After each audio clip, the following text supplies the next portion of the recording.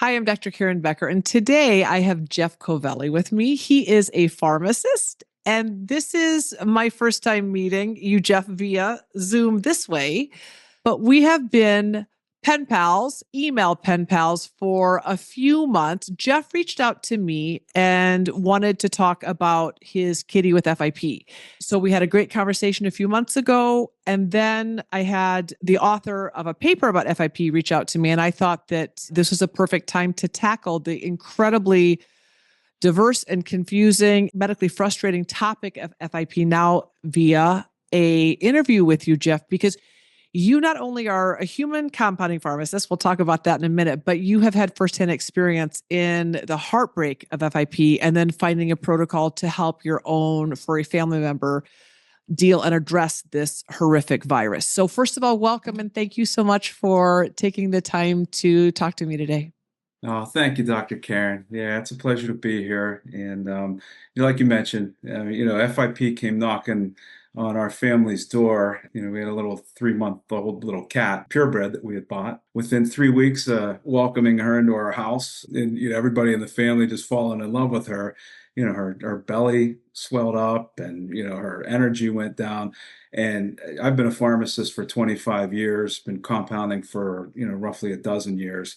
I had no idea. We were thinking it was a case of worms or, a GI issue or something like that. And, we take her to the local vet and they essentially give us a death sentence.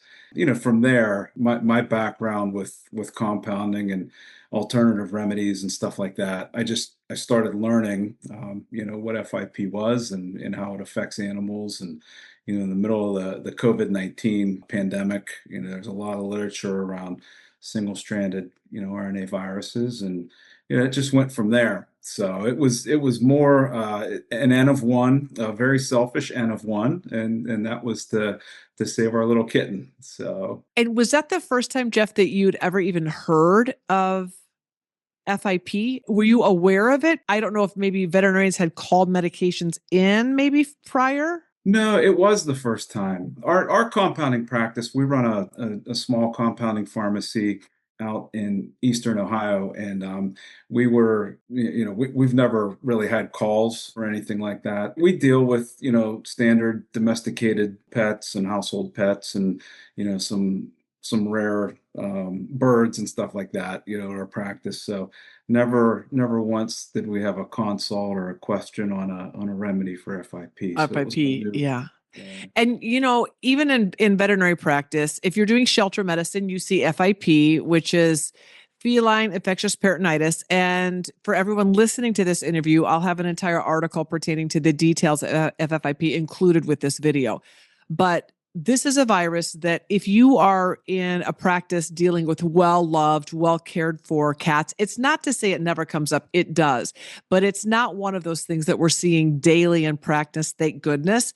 But when it hits, and like the conditions in Cyprus where they're having an outbreak of FIP in wildcat populations, it's devastating every time you see it because it's such an aggressive, devastating virus. And so, kind of backtracking Junie's history, you got this diagnosis with a young kitten of FIP. And can you just walk us through kind of what did your veterinarian, what was the conversation? Did she say this is a death sentence, euthanized? Did she explain antivirals and then the legalities of, trying to get them? Recollect for us what the conversation went like with your veterinarian.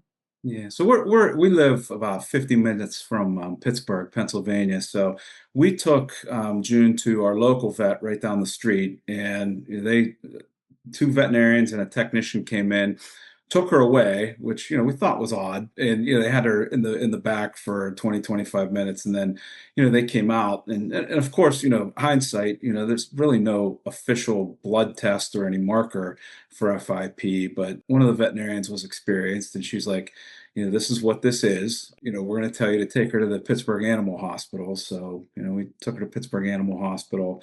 They basically drained her. They put a shunt in her abdomen and drained a pretty significant amount of fluid. And at that point in time, they were very quick to discuss euthanasia.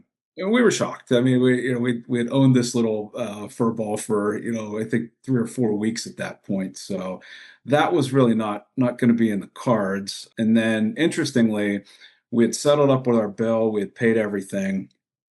Kind of against their medical judgment, we were taking our cat home, and one of the veterinarians came out and followed us out the front door and met us in the parking lot. And she says, "Well, I really can't tell you what I'm about to tell you inside, and under the course of a consult. I'm coming outside to tell you this."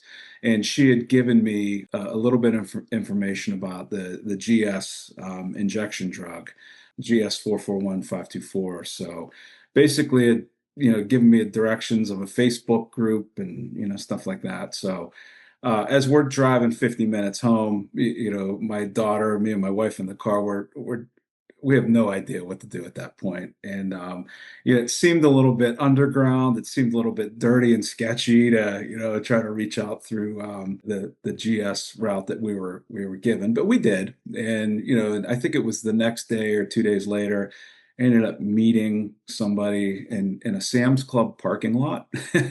She pulls up in a minivan and she has a Ziploc baggie with three unlabeled Wow. injection vials and needles and alcohol swabs. And basically had given me dosage. I had never met this lady. And at that point, I'm a pharmacist and I'm like, this is really bizarre. Yeah. Yeah. Um, but to my daughter's credit, she really pushed, and I made her a promise. I mean, I told her we're going to do everything in our power, physically, emotionally, mentally, spiritually, to heal this animal. So Yeah. yeah, so we ended up getting a couple days worth of GS. And at that point in time, I mean, we really had nothing to lose because her health was deteriorating so Yeah. rapidly. So we started injections and we got to about day 13.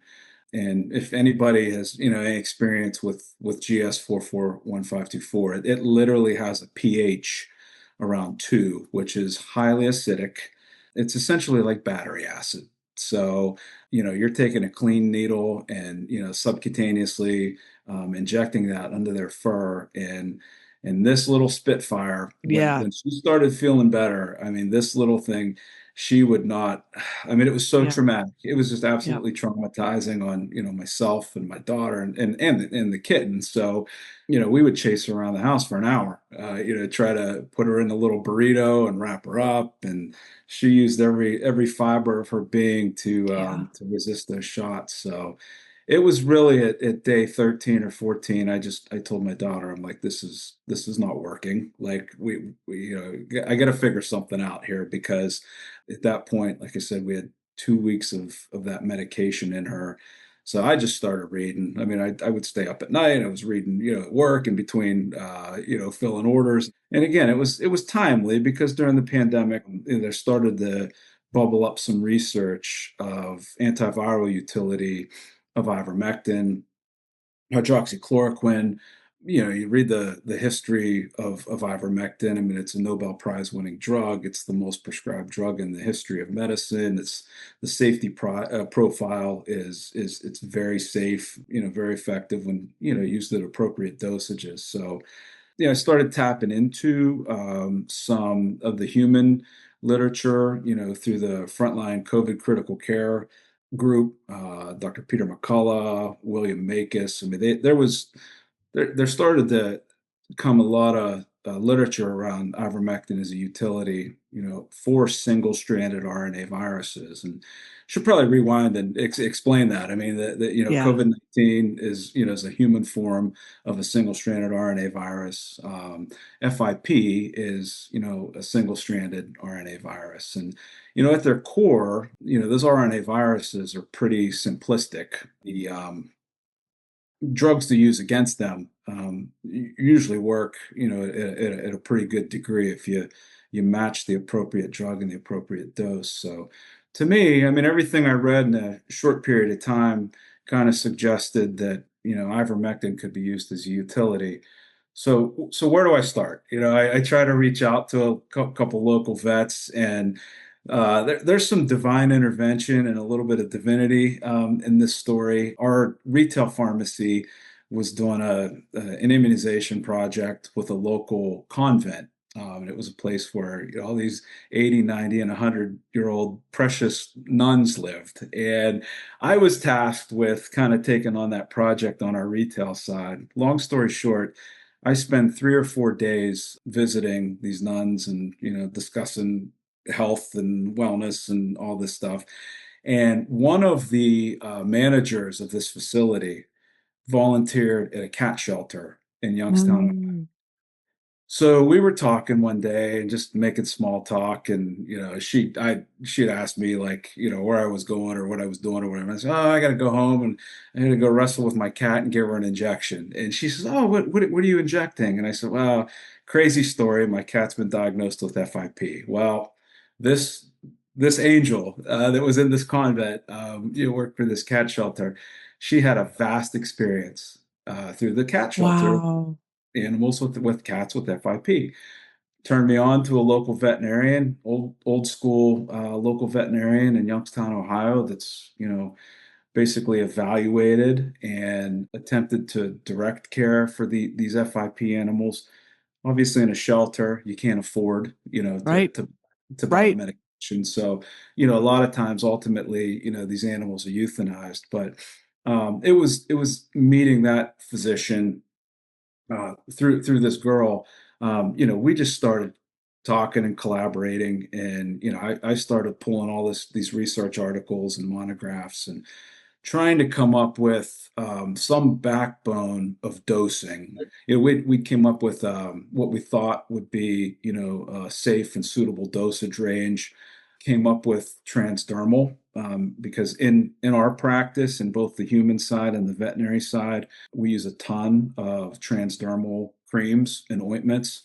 Being an advocate of our profession, the chemical companies, compounding manufacturers have really, really come a very long way in formulating specific bases for water soluble drugs, for lipophilic drugs. They've come a very long way in formulating to where you can actively push a very high amount of drug transdermally into tissue. So What great news for yeah, every yeah, dog and cat, for every animal lover out there who doesn't want to destroy the relationship with their animal, because that trust is at the foundation of all relationships.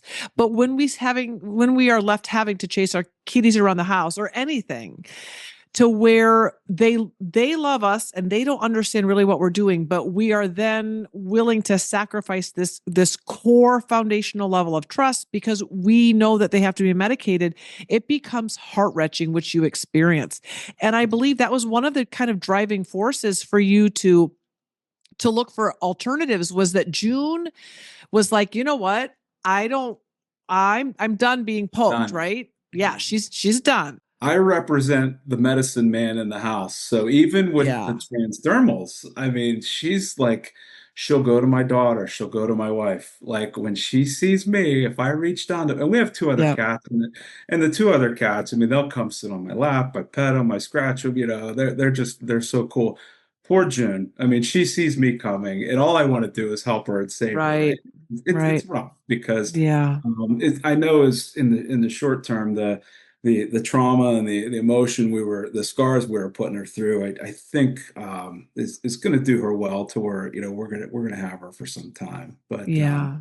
But yeah, so just getting back to the way the drug's formulated, ivermectin is a lipophilic drug, which means it's fat loving. So there are lipophilic bases, and when you put this stuff on the skin, whether it be up in the inner ear flap or on the belly itself, that drug, there are pharmacokinetic studies, human studies, and there are some limited studies in mammals that basically show like an oral dose of ivermectin has a half-life somewhere between 4 to 10 hours per species.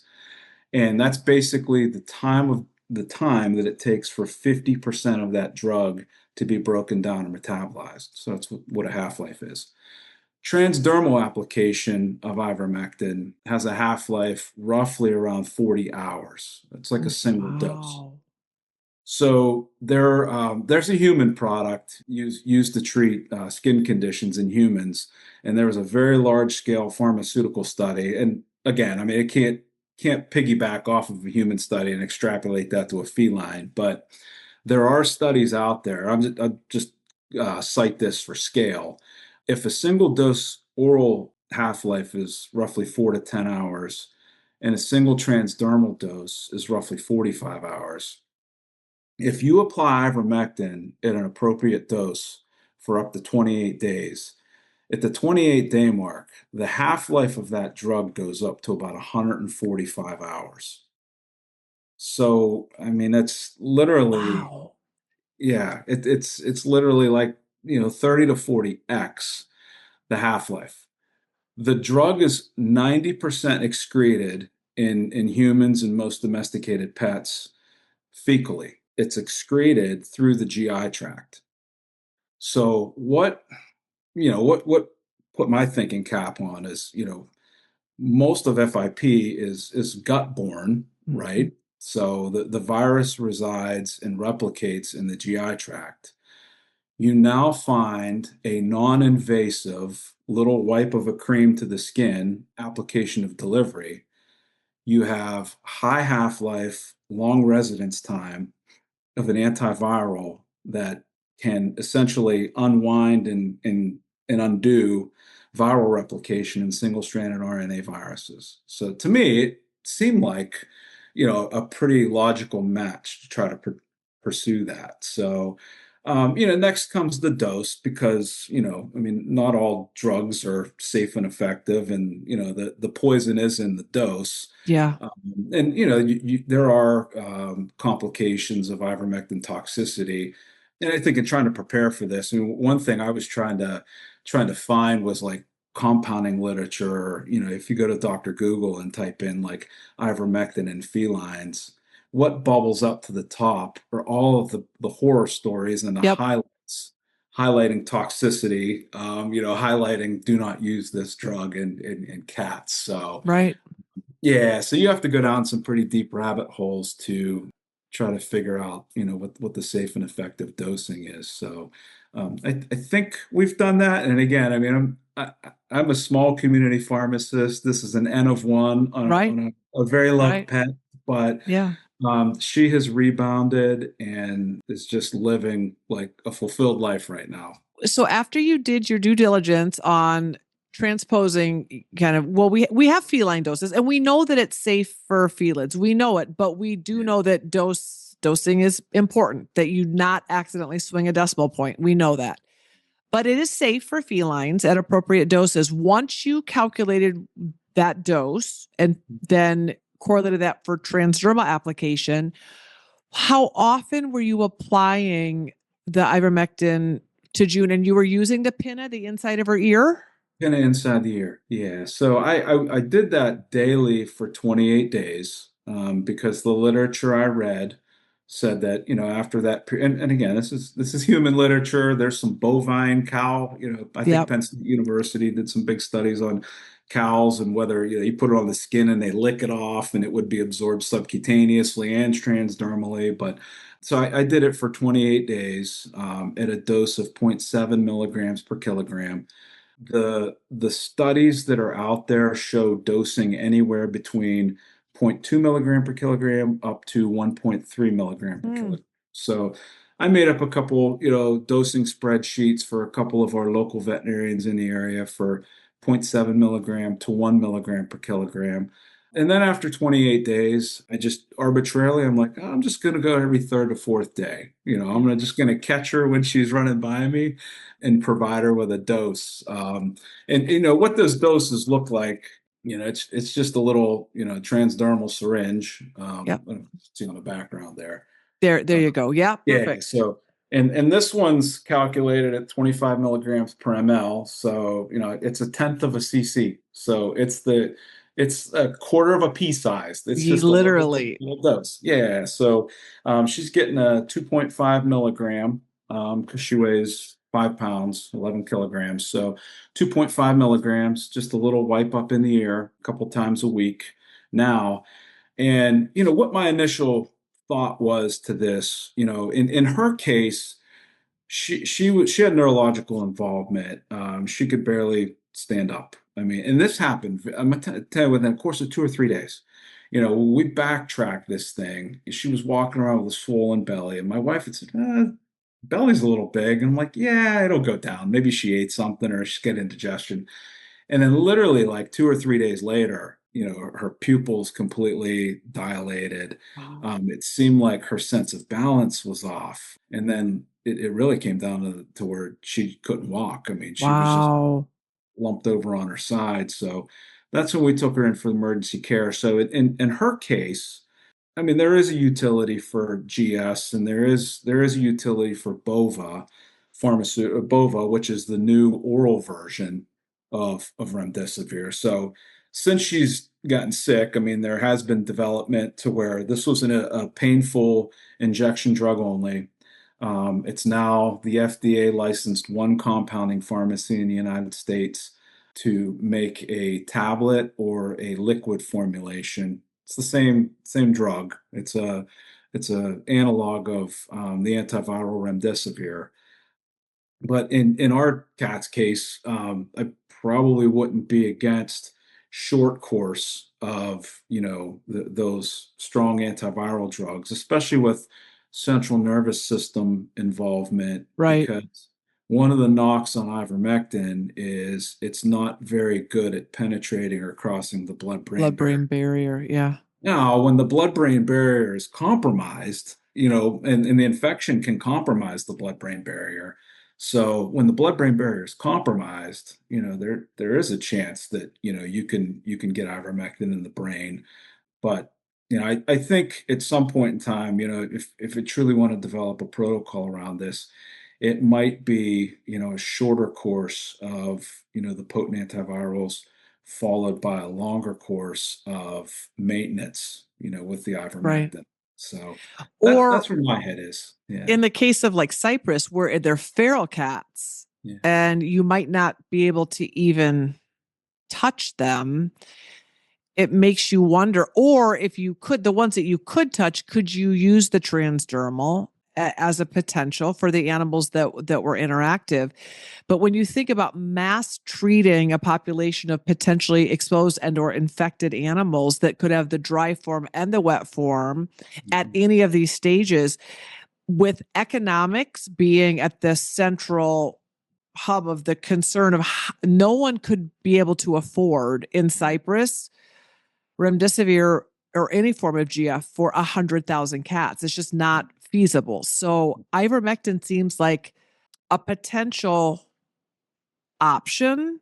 Yes. So then, have you, being that you're a pharmacist and you are well versed in pharmacokinetics and you understand this and you understand that feline coronavirus would have some similarities to other mammalian coronaviruses, have you attempted to talk to feline veterinarians or vets in the trenches working with FIP kitties about using ivermectin, especially for cases that either had animals that were homeless, shelters that had limited resources, or families that were faced with two options: euthanasia or ivermectin? It seems like a logical choice to me, but And what? that's a great question, and it's a very logical thought process. And yes, we have reached out to a couple local cat shelters and catteries, and our pharmacy has, with the way our pharmacies ran and with the pharmacy laws in Ohio, we have to have basically a patient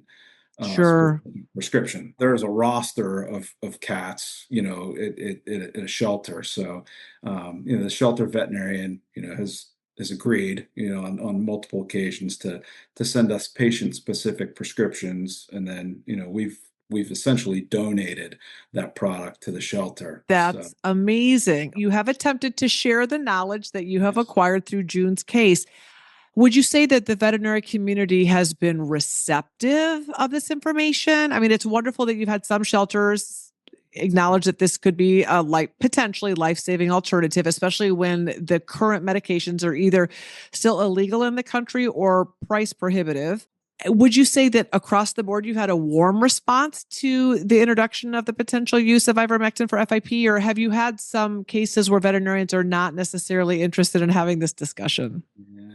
I mean, unfortunately, I have reached out on multiple occasions, probably at minimum 10 different times, either to some of the higher profile universities Mm-hmm. that kind of have, That are you know, studying. There's some programs, programs set up. FIP Yes. programs. Yeah. Yes, they have FIP programs and research programs set up to try to, propel information forward. You would hope and think that there would be like a genuine think tank of Yeah. just spitballing ideas, right? And I've unfortunately been stonewalled. No response. And I've jumped on a couple live webinars and a couple things on YouTube where, I get some newsletters and stuff like that where, there's forward-thinking researchers, that want to sit there and discuss, the current therapeutics. And I work for a small chain of pharmacies. I know the inner workings of big pharma. I know the inner workings of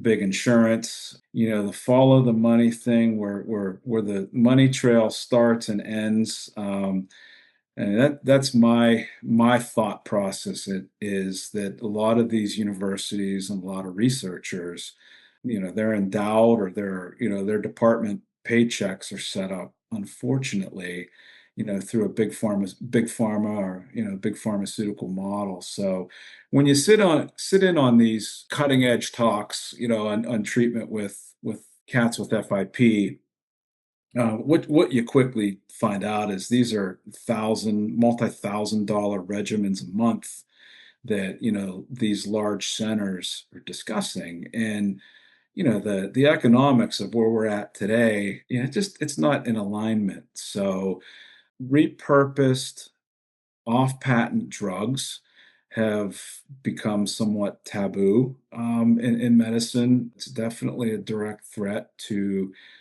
big pharma's model, big pharma's streams of revenue, and, for that matter, research institute revenues. Yeah. So I get it. I mean, I understand, but I'm a cat dad. I'm a cat lover. I Yep. just, don't know. I just, to me, if you can offer somebody a sliver of hope while not breaking the bank, and doing it Yeah. very non-invasive way. I wouldn't be sitting here discussing this with you, if I truly, truly, with every fiber of my being, didn't believe that therapy has basically, helped our cat survive Yeah. and thrive.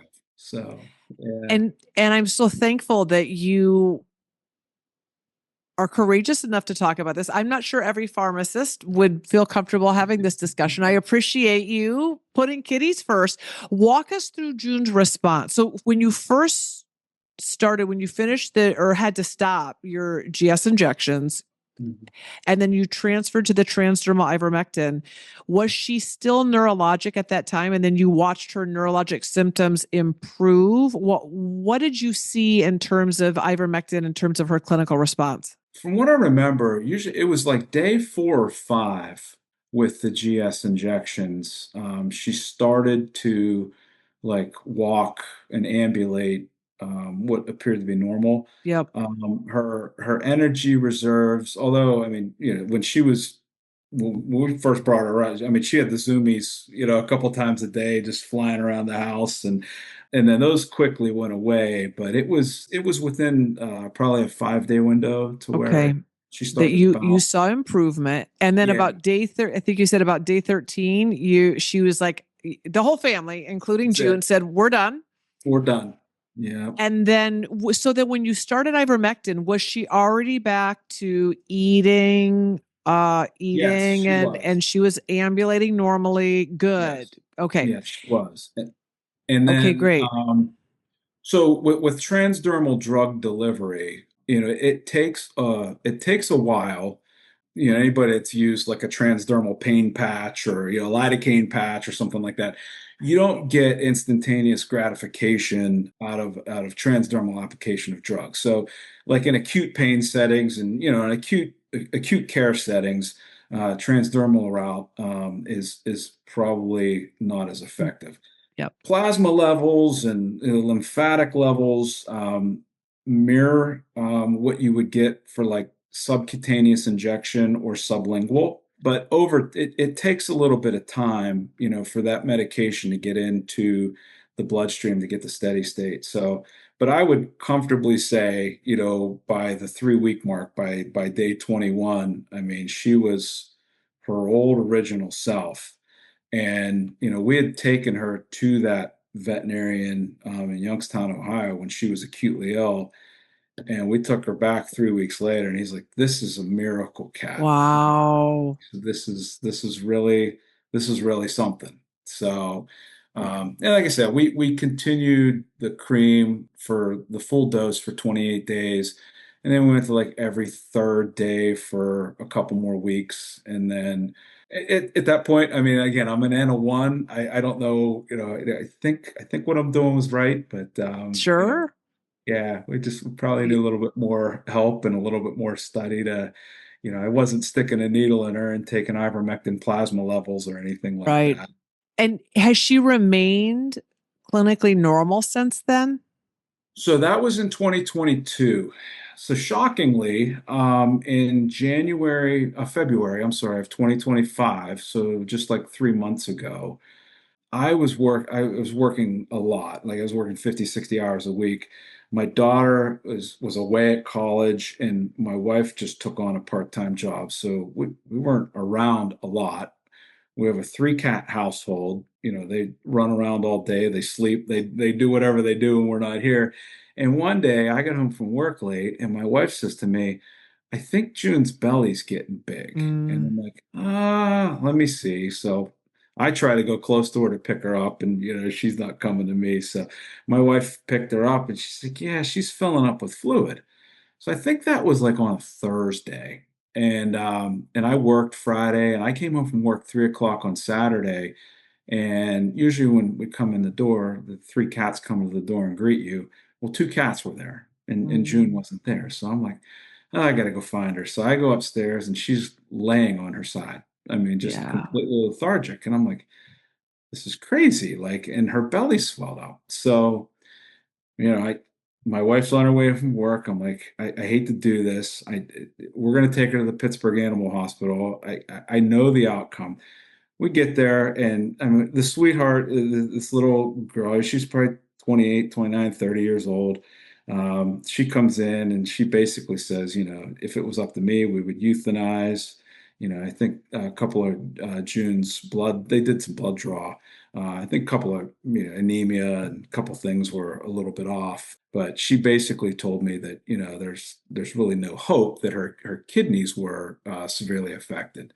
So I fought her and I said, "Listen, we're going to take her home." I said, I have some medication at home. I explained I'm a compounding pharmacist. And I also explained, I said, it is my pledge to you. We are not going to take this animal home and torture it. Like Yeah. if in 3 or 4 days we feel that, things aren't working, we'll make the difficult logical decision. So we bring her home.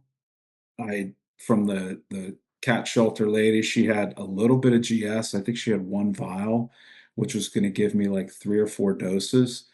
So Junie was out of it the first night. I was able to get a dose in her. I was able to Hmm. get two more doses in her.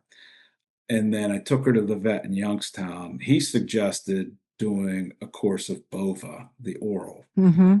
So $600, I ordered a bottle of Bova, but at that time I'd already compounded transdermal ivermectin, and I just did the transdermal ivermectin alongside the Bova. Mm. I did the Bova for I think 2.5 weeks because one bottle lasts us 2.5 weeks, and lo and behold, she completely bounced. So Wow. so now, with your expertise and my N of one cycling through this twice, I have no answer or no idea as to why there was a washout period from probably August of 2022 to February of 2025. She was completely healthy. Yeah. The Yep. cats never leave the house. Yep. They're not. there's really nothing changes in their world. But she did have stress, and that's one of the things that we know can Yes. reactivate latent viruses. A stress meaning, and this is actually so feline. It's such a beautiful topic, and above all, it's really important that you or anyone else hearing this not have any guilt. But life brings us changes, like we take new jobs, we have to stay for overtime, we go in on nights and weekends.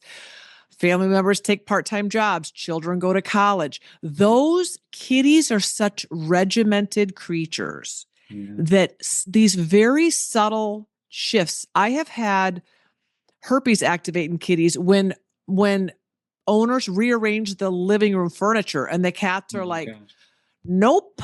And people think, listen, it's just such a minor change. But for cats, kitties are so succinctly and very intuitively aware of their environment, and subtle changes cause pretty significant internalized stress responses.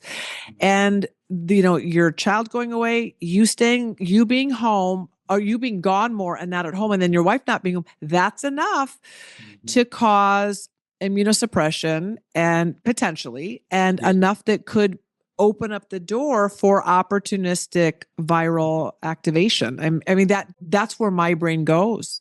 I can't believe, I mean, I can't believe you said that, because when I'm making a note, I'm going to send you a small camera reel. I'm going to email you a camera reel with some pictures, because when my daughter goes to college about 3 hours away, she doesn't come home a lot, but when she does, that cat, on the day that my daughter's leaving, that She cat, knows. she will park herself on top of my daughter's bags. Like, she Yep. literally, and we have pictures, and it Yeah. breaks my daughter's heart every time Of that she has to course. leave the house. She cries every time she has to Of leave the house. course. Of But course. it's just amazing. Those two had a bond, and yeah, it makes perfect sense. Yeah, it does. It It does. completely makes perfect sense. It So does. And there are some things that I'll offer both in the article and to you when we email. There are some things we can do to help mitigate environmental stressors in kitties. There's some great all natural ways that we can help our kitties. We know that life is going to bring change. It's not if or when, life will change.